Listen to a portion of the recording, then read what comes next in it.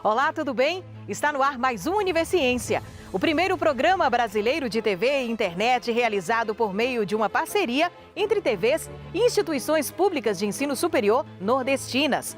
Aqui a gente acompanha a ciência produzida no Nordeste brasileiro. Veja quais as pesquisas científicas vamos conhecer hoje. Oxigênio analisado em árvores da Caatinga pode ser um indicador de secas. Vamos entender a relação entre crustáceos, peixes e vegetais.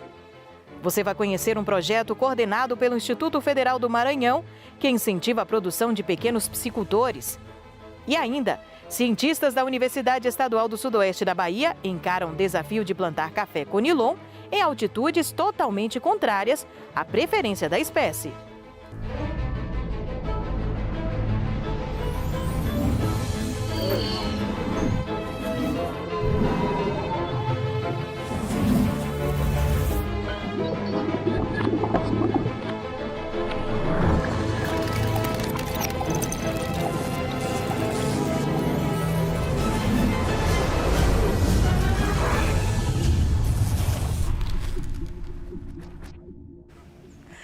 Mais do que sombra, beleza, renovação do ar, as árvores podem fornecer informações importantes sobre ocorrências ambientais.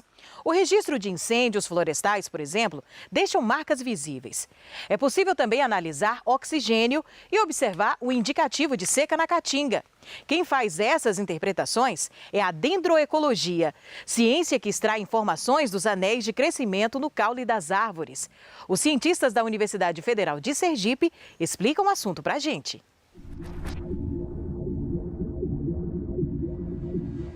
O Laboratório de Botânica, Anatomia Vegetal e Dendroecologia é um laboratório que está na Universidade Federal de Sergipe desde 2009. Trabalhamos com anéis de crescimento para estudos do meio ambiente e com anatomia vegetal, que é a base para o entendimento dos anéis de crescimento. Essa área da ciência, a dendrocronologia, ela permite estudarmos os anéis de crescimento que existem, ocorrem nas árvores, para entender o ambiente, visto que os anéis de crescimento registram as condições em que as árvores crescem no ambiente. Com isso, informações a respeito da precipitação, da luminosidade, das condições ambientais, os efeitos que o ser humano tem causado no ambiente, ficam registrados nessas estruturas anatômicas que são os anéis de crescimento. Nós vamos ao campo, coletamos um material.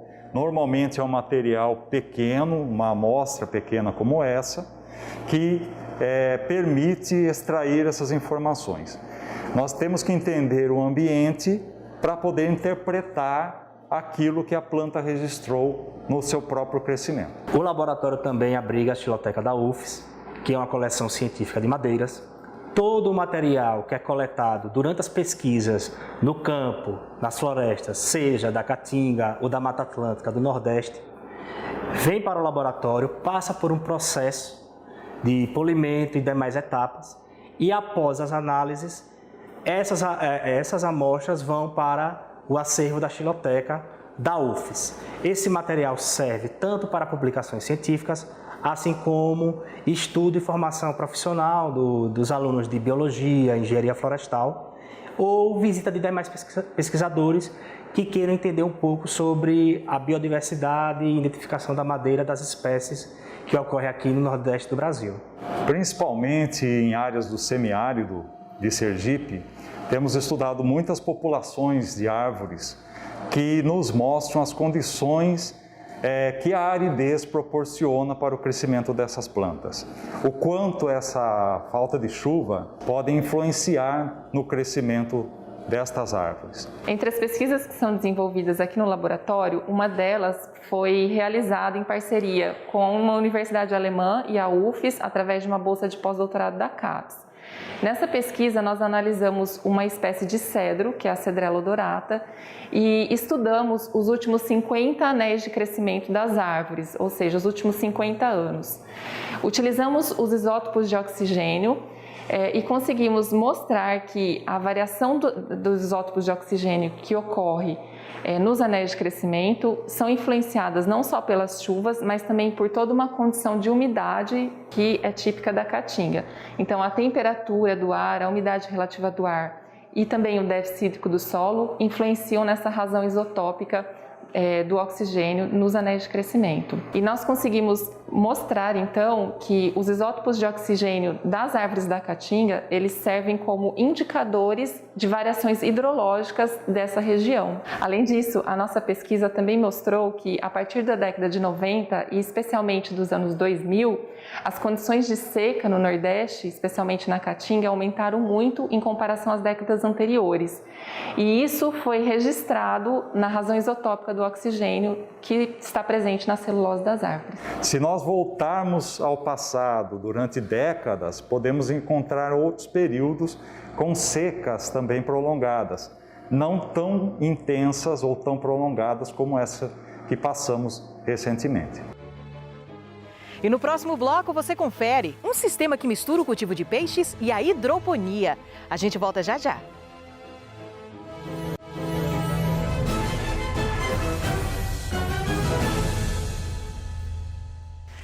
Criar peixes ou crustáceos associados à plantação de vegetais em sistema de hidroponia, ou seja, em água. Esse é o princípio da aquaponia.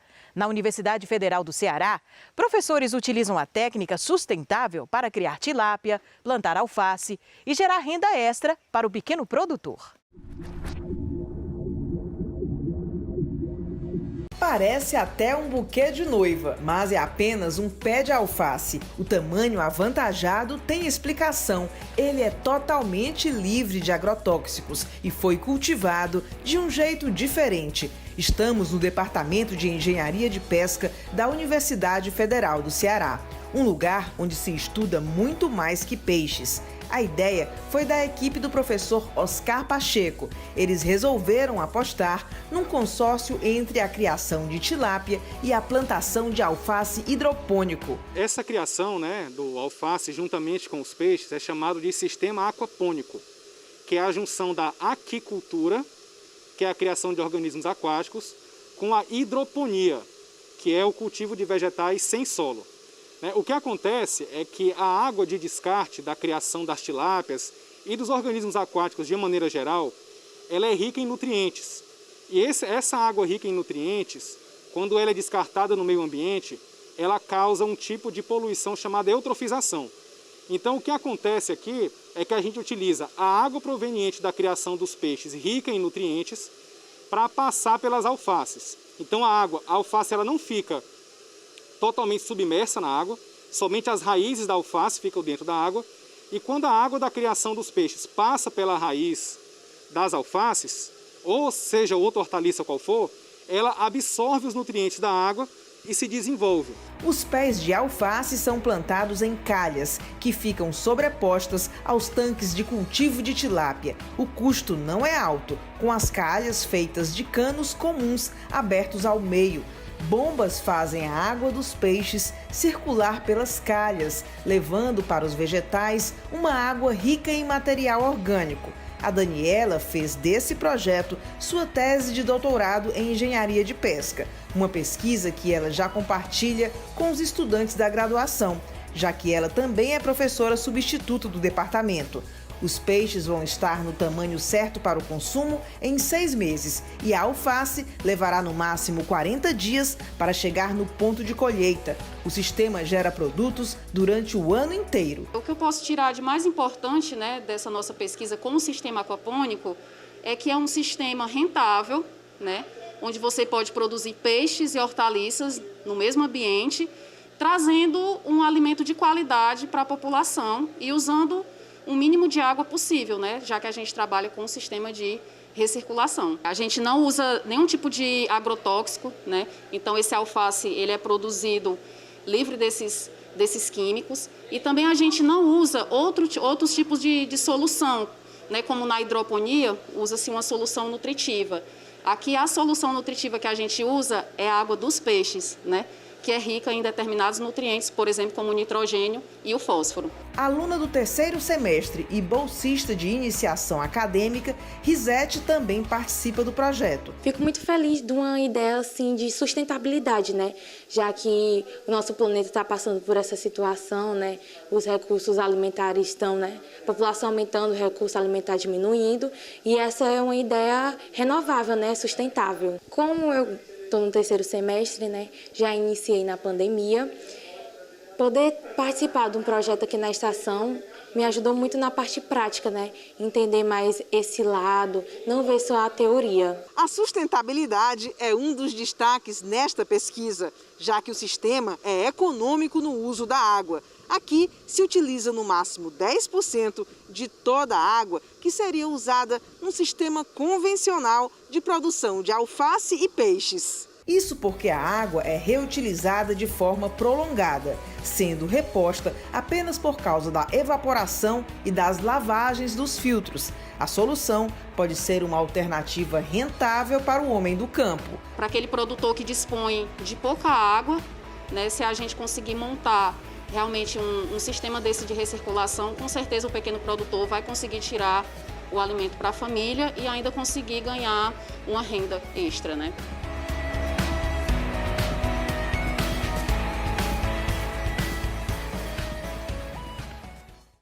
O Maranhão possui o segundo maior litoral do Brasil e uma intensa atividade pesqueira. Aproveitando esse cenário favorável, um projeto coordenado pelo Instituto Federal do Maranhão tem como objetivo amenizar o impacto da pandemia na produção pesqueira dos pequenos criadores do estado. O IFE Mais Empreendedor, desenvolvido pelo Núcleo de Maricultura Campus Maracanã, em São Luís, incentiva e auxilia a produção, servindo como campo de aprendizado para os alunos do Instituto Federal do Maranhão.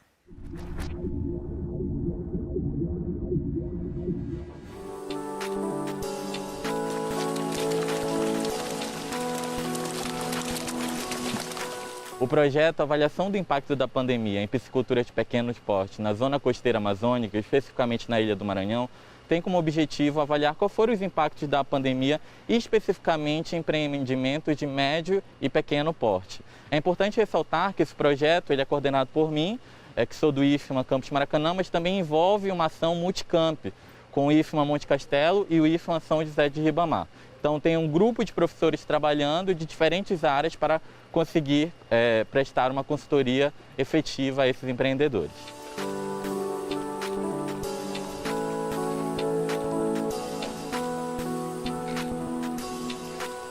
Os principais impactos, né, da pandemia foram, primeiro, desde a aquisição dos alevinos, né, a ração e principalmente o suporte técnico, né? Por quê? Porque durante esse período da pandemia, poucas pessoas, poucos técnicos podiam vir aqui, poucos engenheiros podiam vir dar aqui assistência para a gente.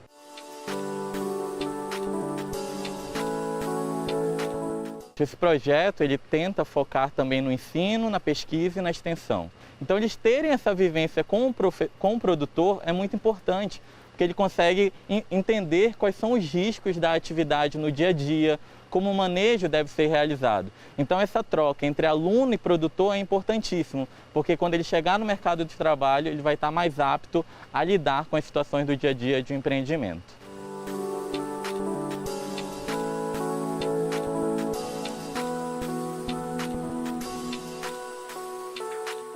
É muito importante, né? A gente na faculdade, tendo a oportunidade de estar participando de um projeto, né? Faz com que a gente cresça num período de estudo, né? A gente já começa com uma prática bem grande, né? Acompanhando os pequenos produtores. E isso faz uma diferença absurda durante todo o período da nossa vida acadêmica, né?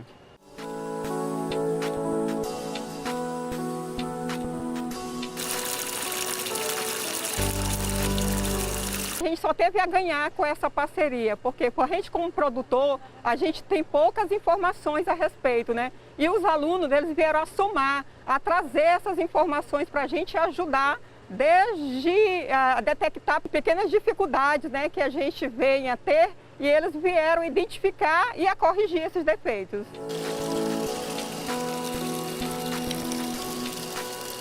O contato com o produtor é interessante porque quando nós dialogamos sobre a atividade, nós podemos identificar pontos no empreendimento onde podem ser tecnicamente ajustados, né? Então isso pode otimizar a produção e aumentar a produtividade do empreendimento. Nesse tanque aqui a gente cultiva tilápias, elas chegam na faixa de 0,2 gramas até, se a gente cultivar elas até elas chegarem a 800 gramas, que é o peso que chega no nosso mercado. O tanque tem um tamanho de 5 metros de diâmetro, né? Então a gente trabalha com uma densidade de 50 peixes por metro cúbico, né? Que dá um total de 1000 tilápias, né?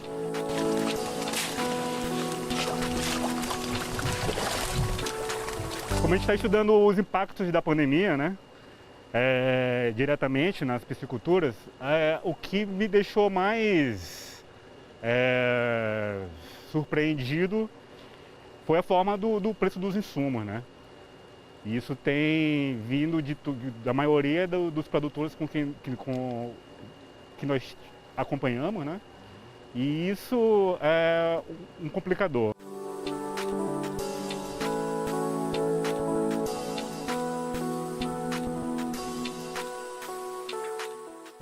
É desafiador porque assim, é um meio, né, masculino, né? Então a gente tem essas dificuldades, né, de conseguir que as pessoas venham, que orientem a gente justamente por isso, né? Por ser o sexo frágil, né? Já veio mulheres aqui mesmo dizer, mas isso aqui é coisa para homem, né? Isso aqui é coisa para homem. Quando na verdade não é, e o projeto por si prova, né?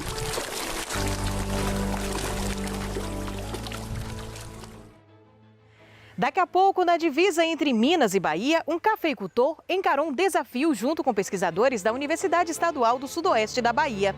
Plantar o café Conilon em uma altitude não apropriada para a espécie. Será que isso deu certo? É o que a gente confere depois do intervalo.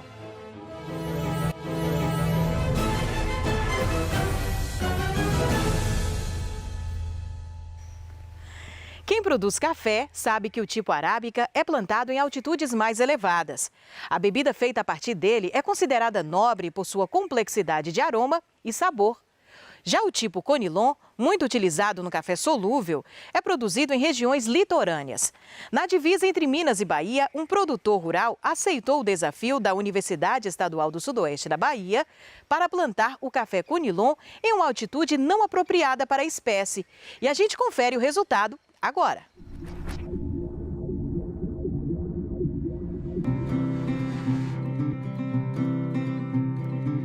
Café arábica, né? Coffee arábica, ele foi encontrado na Etiópia, nas montanhas da Etiópia.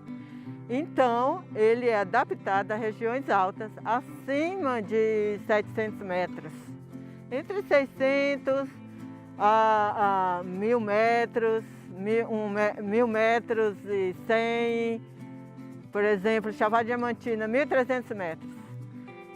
Colômbia, 2.000 metros. Então, quanto mais elevada a montanha, melhor vai ser para o café arábica. Na montanha, a gente tem que clima? Temperaturas baixas, baixa luminosidade, né? Então, favorece o aroma do café, né? E o desenvolvimento da planta. A origem do Conilon já é a bacia do Congo, né? Do rio Congo, ali naquela floresta quente, com muita água, muita chuva. Então, onde é que nós vamos plantar o Conilon, baseado em sua origem? Próximo ao mar, próximo aos rios, né? Com muito sol, temperatura mais elevadas, né? E muita chuva, porque a origem dele é isso. Só que o melhoramento genético faz com que, né, graças a Deus, Deus deu inteligência ao homem para pesquisar e melhorar a planta e elevar esse Conilon para áreas um pouco mais altas. Em 2018, né, surgiu a oportunidade, eu disponibilizei essa área aqui, foi plantado em novembro, dezembro de 2018 esse café. Já fizemos a primeira colheita nele e um desenvolvimento muito bom, ele está com vigor. Por coincidência, eu tenho arábica dessa mesma idade em outra propriedade minha ali e que esse Conilon está superando o arábica em vigor, em tamanho, em produtividade. Né? É uma opção a mais para o produtor baiano aqui do Planalto da Conquista, que tem como implantar esse café também, é uma opção a mais para o produtor, né? E ainda mais que nós estamos passando por essas mudanças climáticas, né, a nível de Brasil, de mundo. As temperaturas vêm aumentando muito ano a ano. A gente sabe que o café, o arábica, ele não suporta temperaturas muito altas por um período longo. Já o conilon, ao contrário, ele suporta bem. Então, quem sabe, na frente pode ser uma opção muito forte para a região nossa, baiana aqui, né? São aproximadamente 2 campos de futebol, entendeu? Passa um pouquinho de 20 mil metros quadrados, né? São 2 hectares, entendeu? Os desafios foram muitos, né? Primeiro, plantar conilon numa área onde planta arábica, 800 metros. Nós estamos aqui na divisa de Minas com Bahia, né? A 800 metros. Então, aqui é uma região tradicional, produtora de café arábica. Para que plantar o conilon aqui?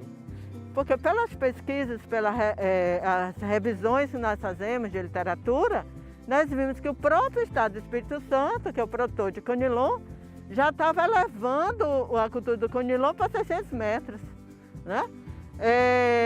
Brasília também, que não é uma região produtora de café, mas tem lá fazendas plantando conilon a 800 metros. Então, nós fomos desafiadas pela Embrapa Café a elaborar um projeto de pesquisa do café conilon para o estado da Bahia, nessas áreas onde o conilon ainda não está, né? Então, o primeiro desafio. E o segundo desafio é encontrar uma propriedade que nos acolhesse com a nossa pesquisa, porque a gente não podia levar essa pesquisa lá para o UESB. Lá nós estamos numa altitude quase 900 metros, mas é muito seco. Então falta água, né? Então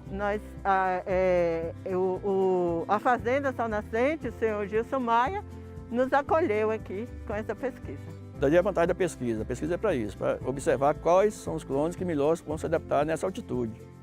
Então a gente está tendo esse cuidado, né, aqui mesmo tem vários clones aqui que estão se destacando pelo vigor, pelo tamanho.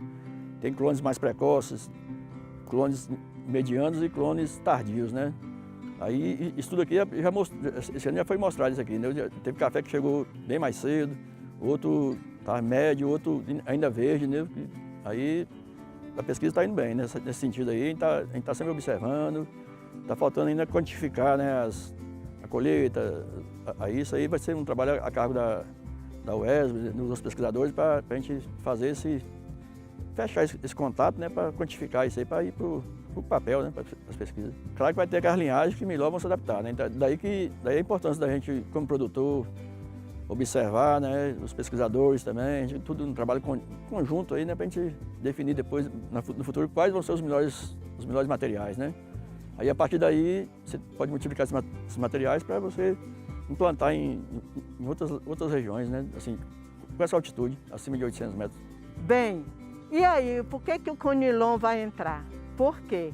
O conilon é uma planta rústica, o café conilon é uma planta bem rústica, é uma planta que vai muito produtiva, o custo de produção é menor. Então, para aquele pequeno produtor que não pode fazer um café despolpado, porque o custo é mais elevado, as adubações e tudo mais, e que vai produzir um café rio, né? Então, se ele tiver uma área mais baixa em sua propriedade, ele pode fazer a opção pelo café conilon, onde com um custo inferior ele vai ter uma alta produtividade, né? Hoje a saca do café conilon está de R$600, R$500, R$600, ali em Eunápolis e Itabela. Então, com menor custo, um pequeno produtor que tem uma área mais baixa em sua propriedade, ele pode ganhar muito mais dinheiro de que ele está plantando o arábica nessa área baixa. Então, ele pega a fazenda, as áreas mais altas, planta o arábica, e as áreas mais baixas, ele pode plantar o café conilon, como você observa aqui, né? Daquele lado lá você tem o arábica, do lado de cá o conilon.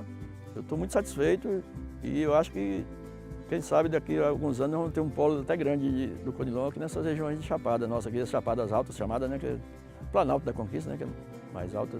Aí a gente também está aberto aqui a qualquer produtor aí da Bahia, aí, ou do estado que quiser, nós estamos aqui à disposição para mostrar, né, a gente está aí para isso, porque eu acho que ninguém vai guardar resultado de pesquisa para si, né, acho que a gente tem que compartilhar com os demais produtores, né.